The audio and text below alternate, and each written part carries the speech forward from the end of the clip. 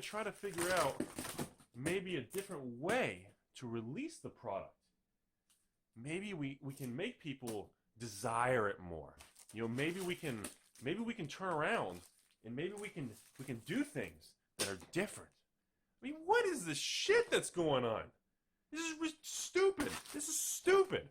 You cannot turn around and just make a product and then produce WPM plane chase things that nobody wants anymore and put those everywhere. You can't do that. It's completely ridiculous. It's completely stupid. Where's that green monster? I don't have as good aim as I did last time. So, I don't understand. It just doesn't make sense. It's super shady. And you know what's probably going to happen? 30 days, no, not 30 days. 6 months from now, they're going to put out a special memo. Hey, look, Fallen Empires. They're going to put a special memo out, and they're going to be like, to help everybody celebrate the summer joy, we have had a special restock of Commander 2016. Just for the people. We are for the people! Because you're right. No, you're right. Let's do it the dumbest way possible. You're right. Let's just do it the most stupid, emotional roller coaster, psychologically manipulative method. We wouldn't want to make things simple and enjoyable. We have to pretend like there's a shortage, or now they don't exist. Really? I mean, really? It's flipping cardboard with ink. How is this a non-limited thing that's usually out for at least a minimum of 12 to 18 months past release date supposedly disappeared within 45 days? Come on. It reeks of suspicious shit. This is so shady. I can't even, I'm telling you all, they're gonna do some sort of random restock. Their warehouse probably has flipping 50 pallets of it. Man, box sets are big. I mean, it's not like they're tiny, you move them in a corner. You know, that's what she said. But you know, I mean, it's big. You can't miss it. Again, really what she said. And you know, I don't know if they're trying to redo their marketing. They're trying to just take a bunch of shit and slap it against the wall, and they're all just standing around going, "Hey, Bill, did that piece stick to the wall?" No, that one didn't stick to the wall. I can't tell if it's intentional, or are they really just that sloppy? Maybe they're that sloppy. I mean, they're not dumb, but they just don't seem connected. And again, you know, Rudy, it's Hasbro. You know, they gotta push the earnings. They gotta push. Maybe there is other forces at work. Maybe there is outside things that tend to, you know, skew and distort the proper thing to do. Maybe that's the case. I don't know. Nobody knows internally what happens. Except they do, and they're clearly not. I mean, they do backflips if anything weird happens. So I just don't. You know, the purpose of this video is to let you guys know publicly that for some reason, Commander 2016 products, the beacons have activated. I went through like 800 to 850, I think, total Commander box sets in the first 30 days. Between Patreon, because I fire sold the things, and then I sold some on eBay, and then we sold like 40 locally. Not very much. But the thing is, everybody loves it. The Commander 2016 product is probably the best public review, public reception of it. People love it. Absolutely. I mean, that thing had to be one of the most perfectly engineered products they've done in a while. I mean, between the foils, the reprints, and just the allocation of it, it didn't have a bunch of $50 cards, but it had tons of $1 to $3 card range. I mean, there has to be 100 $1 to $3 cards, literally. So, that's what I have to say. So, in conclusion, use caution, because there are people now that sent me some messages saying, "Hey, Rudy, it's dried up. I think this is the time to, you know, maybe buy some extras and sit on them or anything." Whoa. I'm telling you all, very, very major caution. Do I need to put the hat on and say, do not buy Colonel Masters, buy Khan, and act retarded, stupid? And, you know, I mean, you can't be ignorant. You can't be gullible, because something weird is gonna... There's gonna be a mysterious restock, or something's gonna have to happen. And I might be wrong. And if I'm wrong, so be it. But I'm telling you all, the probability of something unusual happening, or the probability of extra showing up, or the probability of just something that's just very peculiar, that's going to hurt an investor or someone trying to sit on a few extra. It's going to be effective. And if you buy 2016 Commander now, the eBay prices are now hitting 140s, 150s, 160s.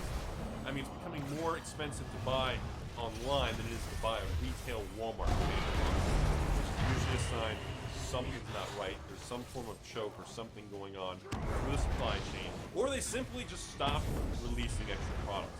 I don't know which direction it is, but I'm just telling you all, the people who've messaged me, do not invest and buy extra Commander 2016. If they do not release extra to the public over the next 2 years, you're home free. It's going to be a $200 to $300 Commander product, just like 2014 Commander, which is now pushing 200 plus. But the probability is not in your favor. Most likely, there's going to be an extra chunk of supply. Most likely, you're going to get pounded.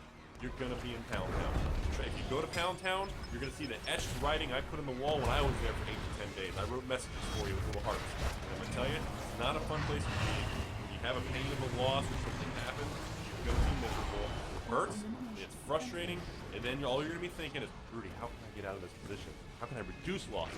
I need to reduce my losses. I need to try to, limit the downside bleeding.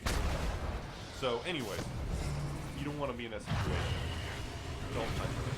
If you want to buy Commander set on eBay or anywhere, probably go anywhere. Find the cheapest price right now. There's a few places that still have maybe 115 to 130, but most places now are pushing 140 and up. There's nothing wrong with that price. You want to buy one and enjoy it. Do not buy extra. Do not hoard them. Do not sell them. I'm just telling you all, I buy Eternal Masters before from was $300 per box. It was absolutely ridiculous. That's all I have to say. And just use caution, people. It is out of control. It is completely ass backwards, and I think it's intentional. There is no way that the country can run out of a new product that's not limited within 45 days. And Wizards, it's a rare product. What is all that in the corner? Oh, those are pictures of Commander boxes over there. That whole warehouse area, those are pictures. Oh. Is it safe out Okay, there now? so those aren't actually more Commander in the warehouse? No, those are drawings of the Commander. Those aren't the real thing. Remember, no.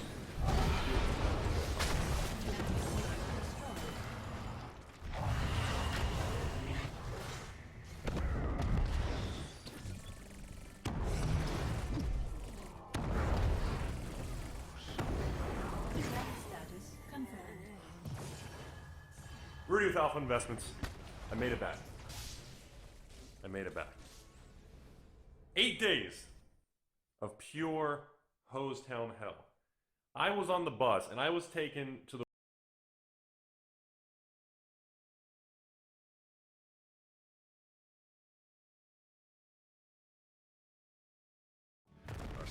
Alright folks, here is your spoiler warning. If you don't want to know anything about Dragon Ball Super Episode 74 or the arc coming up in the coming weeks, you have now been warned. So, coming up in Dragon Ball Super Episode 73, I have spoilers that are up on the channel as well. I'll put the description in the comments. Episode 73 of Dragon Ball Super, which is going to be airing on January the 7th/8th, is going to feature a Great Saiyaman story where they're shooting a Great Saiyaman movie, and of course Guldan will be playing the stunt double for the Great Saiyaman. Well, this is not going to be a one episode, one and done. This is actually going to begin, I'm supposing, a 2 or more episode arc. Now, if we look at the calendar for upcoming Dragon Ball Super episodes, we know for a fact that February 5th weekend is when the new Universe Survival arc begins. So that means that we have about 4 weeks left of Dragon Ball Super episodes building up to that arc. Some folks are going to refer to them as filler. It's really up to you. I just call them in-between episodes because there really is no filler because the anime's ahead of the manga, so there really is no filler, but you can call it that. It doesn't really bother me too much. And so January 14th will feature Dragon Ball Super episode 74, and thus January 21st and 28th weekend we'll have episodes 75 and 76 with the new arc beginning with Dragon Ball Super episode 77. So that is the calendar of events of what's coming up on Dragon Ball Super. So thanks very much to Yonko and to Herms for translating this. Yonko for getting the scan and Herms for translating it. Episode 74, Dragon Ball Super. For those who he loves, the indomitable great Saiyaman. Basically, this is what it says, and I'll give you guys my thoughts. The vile criminal Wadagash commits evil on Earth. Gohan hears that Earth has been infiltrated by the mental parasite Wadagash, who infects the dark host part, giving them superhuman power. Meanwhile, Barry Karn hates Gohan and tries to catch him with a honeycomb trap, but fails. Wadagash then appears and infects him. Okay, a couple of things I want to point out here. First of all, Barry Karn is the actor that's going to be playing the Gray Saiyaman in the movie. Gohan's the stunt double. More on this in Dragon Ball Super Episode 73. Secondly, this whole like Earth being infiltrated by a mental parasite, does that not sound like creepily like Baby from Dragon Ball GT? It wasn't exactly the same idea, but the whole purpose or the whole theme behind Baby is that he was a parasite. So here we have Dragon Ball Super possibly borrowing ideas from GT. But remember, these episodes are written by Toei, who also wrote GT. They could be a tribute. Still, it's kind of funny that they're bringing that concept back. Moving forward, Herm represents Pan this week. Kidnapped by the bad guy and in big trouble, Pan is abducted by Wadagash, who's been taken over by Barry Karn. But despite Gohan and company's worries, Pan herself is more than fine.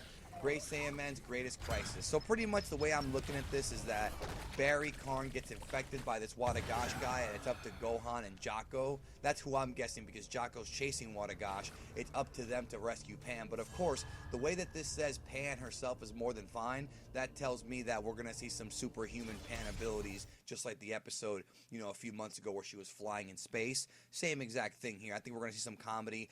Those of you Gohan fans who have been looking for some Gohan-centric episodes, it looks like you're going to get them. And I just want to say, as of this video, we don't know how long this whole Great Saiyaman movie Wadagashi mini arc is going to last. We don't know. It might be 2 episodes.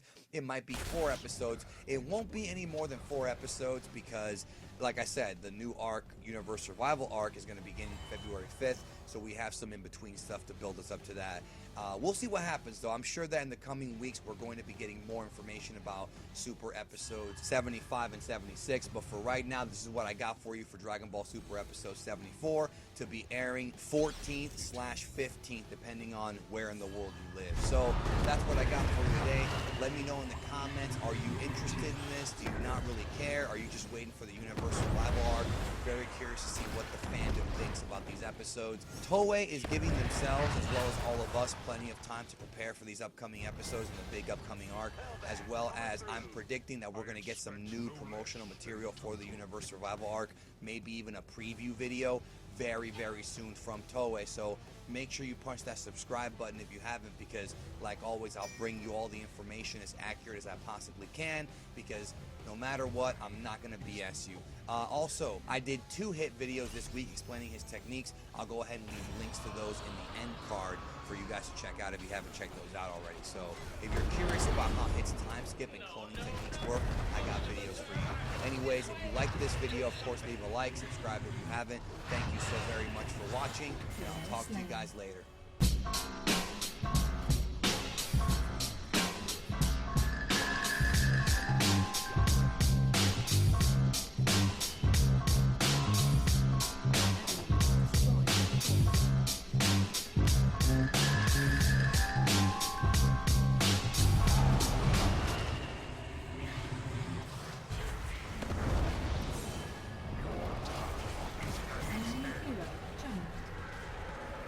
That's right, Broly, the titanic tank known as the legendary Super Saiyan, can indeed achieve the form of Super Saiyan 4.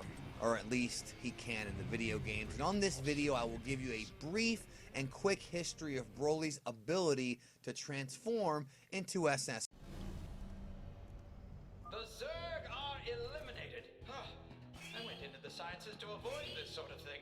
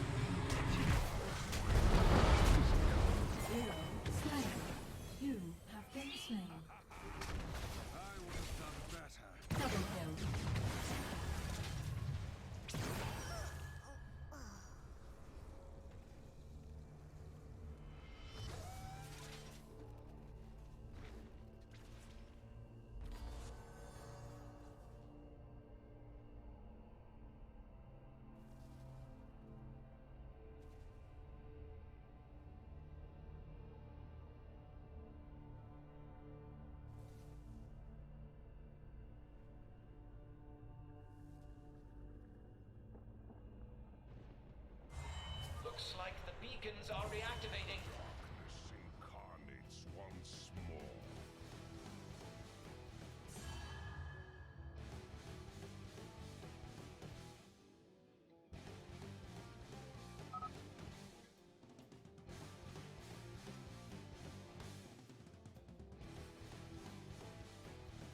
The time has come.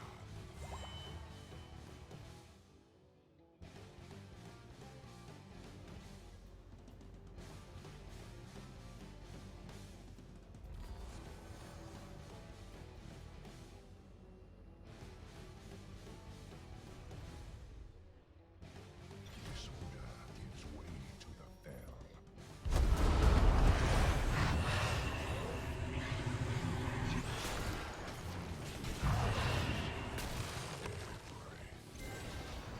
Hot footing out there. But one of many.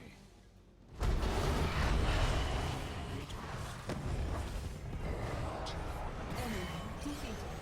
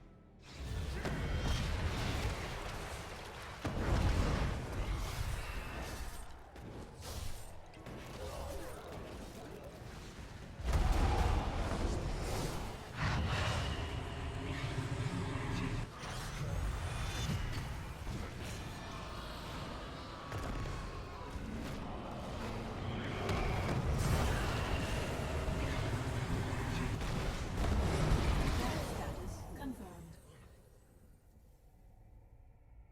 Hero slain. Close enough.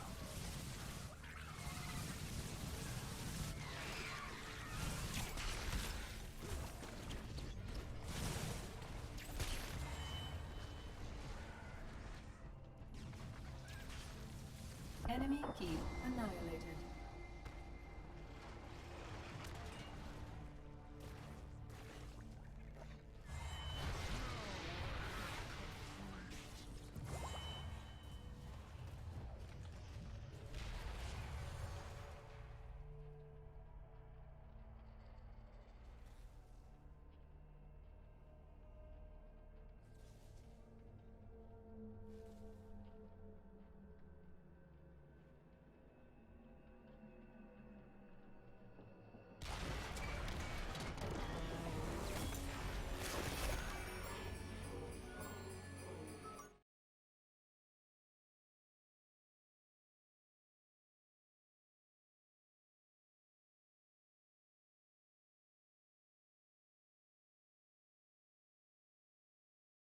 Welcome back to Giant Monster Games. I'm Adrian, and today we are doing a $68 budget Is It Delver deck. For those that don't know, Is It is a blue-red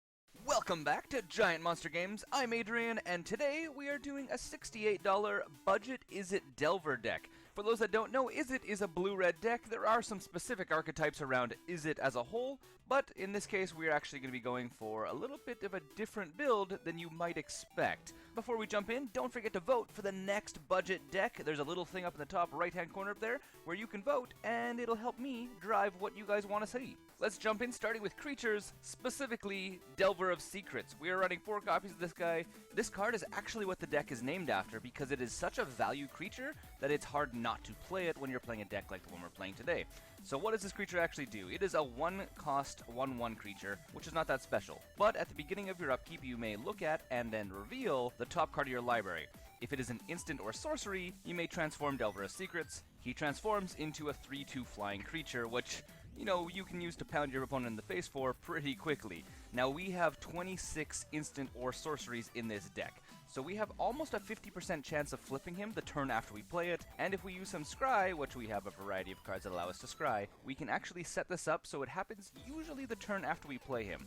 Carrying on to our next creature, we are running 4 copies of Young Pyromancer. Now this little arsonist is allowing us to go wide if we need to go wide, or it allows us to create a whole bunch of chump blockers because its ability is whenever we play an instant or sorcery, which we have a ton of in the deck, we get to put a 1/1 elemental creature token onto the battlefield. The general rule is if our opponent doesn't deal with this right away, we're going to go wide and it's going to be really hard for them to deal with us. And then on top of that, it's also a 2/1, so we can also swing in with it and do some extra damage. And our final creature is Niv Magus Elemental. We're running 4 copies of this guy, and this is allowing us to do some very interesting things in this deck. So this card's ability is we can exile an instant or sorcery spell that we control off of the stack and put 2 1/1 counters on this guy. Which means we can cast some spells and treat them as a permanent buff for this guy at any time, so all of our instant spells do that. Or we can actually use this to get a little bit of value if we're playing against a deck that's going to counter one of our spells. So as soon as we do this once, he can't be bolted anymore, which makes him really resilient, especially once we get to the mid to late game. Something that I thought would be very important is Niv Magnus does not disrupt Young Pyromancer. Young Pyromancer gets triggered when we cast the spell, and then Niv Magnus can exile that card while it's actually on the stack. That's all of our creatures, so let's talk about spells now.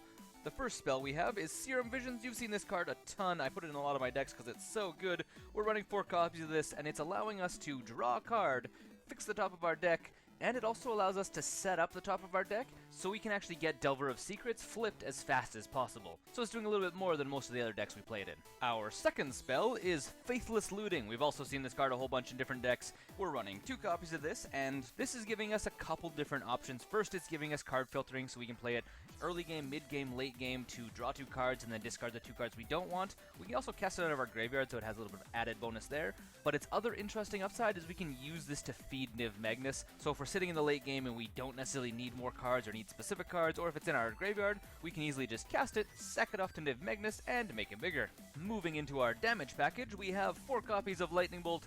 This is a pretty self-explanatory card. 1 red mana to do 3 damage to target creature or player is just absolutely fantastic, and it's kind of run in every single red deck unless there's a reason not to run it. Moving into our next damage spell, we have Magma Jet. We're running 2 copies of this card, and it's not necessarily the best damage spell, but it has an upside that we're interested in. It costs 2 mana, and it does 2 damage to target creature or player, but it also allows us to scry 2. Again, the importance of this is we can then set up our next turn, and we can help flip Delver of Secrets. So it's got some upsides. It's not the best spell, which is why we're only running 2 of it.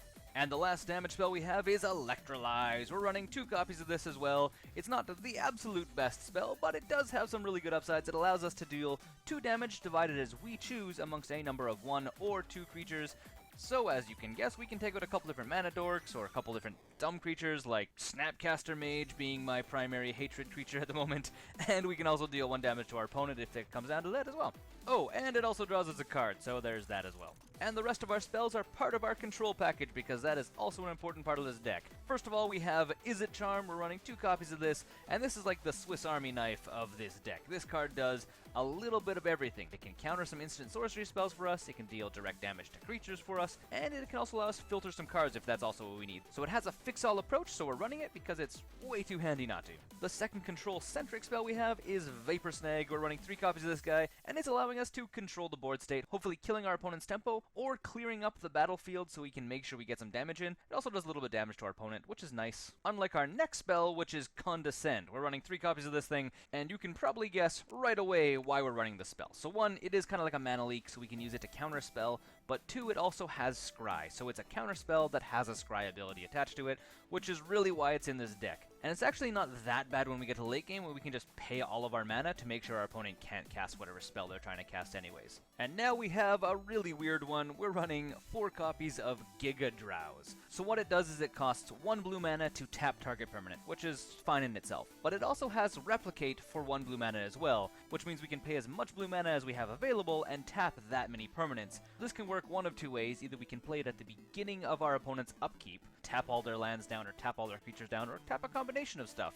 This is really good against Tron for the most part. Or pay all of our blue mana, which we can do at instant speed because it's an instant and we can just copy the spell like 3 or 4 times, and then sacrifice all of these spells to Niv Magnus because it creates a copy of the spell, and making him, +6/+6 in one go for 3 mana. Seriously, it is probably the most ridiculous card I've seen, and it works way too well in this deck. It's amazing.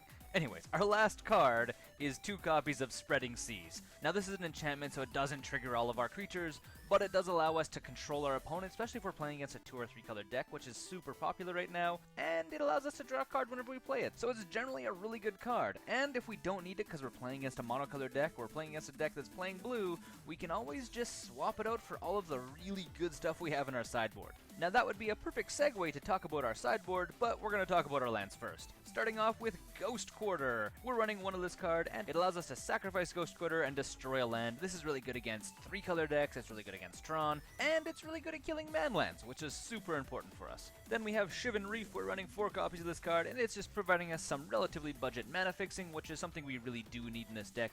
Honestly, if we could run more lands that are doing both colors, that are not coming into play tapped, that would be ideal for this deck because there's a lot of times where we really want red and we also really want blue. Speaking of red and blue, we have 7 mountains and 8 islands, which rounds out our entire mana base. Let's quickly jump over to talk about our sideboard because it is a huge part of this deck. The first card we have is 2 copies of Ceremonious Rejection, 2 copies of Dispel, and a single Negate. This is your alternative counter magic because this deck is really built to evolve depending on who you're playing against. Next we have a single copy of Twisted Image. This is designed to deal with cards that are really hard for us to deal with, such as Spellskite or Wall of Omens.